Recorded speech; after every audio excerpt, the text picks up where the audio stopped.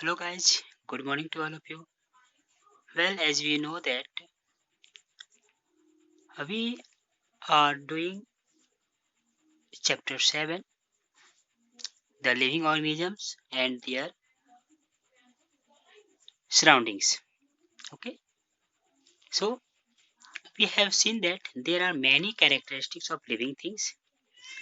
We have already studied about cellular movement, response to stimuli, nutrition, respiration. Okay, so today we will discuss about excretion, growth, reproduction, and living things have a definite lifespan. Okay, so children, please listen carefully. Now let's study the next character of living things, excretion. Excretion means excretion means discharge waste matter. Discharge from our body the waste particles, waste matter. Okay, so everyone use the bathroom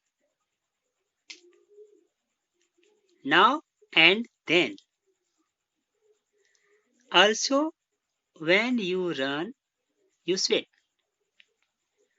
We exhale carbon dioxide and water vapor during breathing. During breathing, we exhale what? Carbon dioxide and water vapor. There are two words, exhale and inhale. Exhale means give out, and inhale means give in. Okay, we take in like oxygen, urine, feces, exhaled air, and sweat are all waste products that are excreted by animals and humans. We all excreted what? Sweat, urine, carbon dioxide. Okay? These waste are these wastes are produced during process such as water regulation, digestion, or physical activities. Physical activities like run, walk, etc. During digestion, we exhale waste particles, waste matter from our body. Okay. Next, plants also excrete waste. Not for not for only humans. Plants also excrete waste. Plants give out carbon dioxide and water during respiration. I think you all have seen that, like this type of gum. This is gum. Plants excrete water type, gum, etc. as waste. Okay. They also, during daytime, they also carry out photosynthesis and give out oxygen as a byproduct. Plants give out the waste is called oxygen. They remove excess water through their leaf. Excess water through their leaf pores by a process called transpiration. Transpiration means when plants remove excess water through their leaves is called respiration. In other words, evaporation of water through leaves is called transpiration. Okay. They also excrete waste in the form of gum, resin, fall of leaves, and bark, etc. These are all waste matter excrete from plants, okay, through transpiration method. Clear? Next character of living things is growth. We all are growth. Child grows into adult, seedling grows into tree, kitten grows into cat. So some mung beans in soil and mung beans like this, mung beans, okay, and keep watering the soil. What you will see? You will observe that mung bean plants grow. After some days, mung bean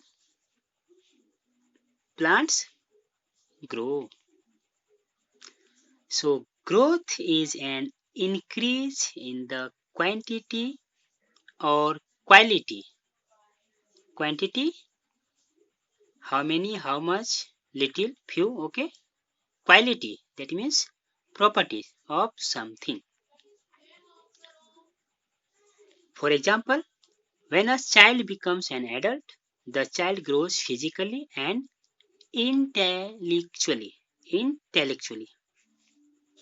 Physically and internally. Okay? Intellectually. So, all human beings, plants, and animals grow after some days, sometimes. Okay? Now, another characteristic of living things is reproduction. Reproduction. Production means made to each other, another, from one to another. Okay, reproduction. A plant can grow from the seed of its mother plant. Animals give birth to the young ones. That means these plants, animals shows the reproduction system. Okay, you can see here tree produces fruit. Tree produces fruit and which contains seeds. In another way, seeds germinate into plants. Seeds germinate into plants and plants produces fruits to seeds. So this is called reproduction. In other way, we can say the property of living things. The property of living things to multiply by producing their young ones is called reproduction. One to many. You can say one to many. That means the process of making a copy of something. Reproduction means the process of making a copy of something like plants, animals, human beings, etc. Animals and plants reproduce by different methods. There are different methods to reproduce. Okay. Animals like human, cats, dogs, and cows reproduce by giving birth. First method is giving birth, and they are called viviparous animals. But animals like birds, reptiles, and insects reproduce by laying eggs. They are called oviparous. There are two types of method through which animals and plants reproduce young ones. Viviparous means when animals reproduce by giving birth to young ones is called viviparous animals. And some animals like birds, reptiles and insects reproduce by laying eggs. You can see here. Snake lays eggs. So this shows oviparous animals. And dog gives birth to puppies. That means this shows viviparous animals. Okay. Plants reproduce through seeds or vegetative propagation, that is from other part of the plant such as leaves, stem and roots.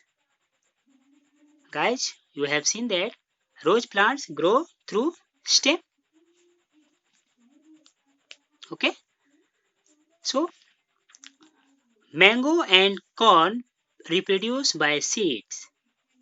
Mango tree and corn tree reproduce by seeds, and sugarcane and rose plant reproduce by vegetative reproduction, means by stem.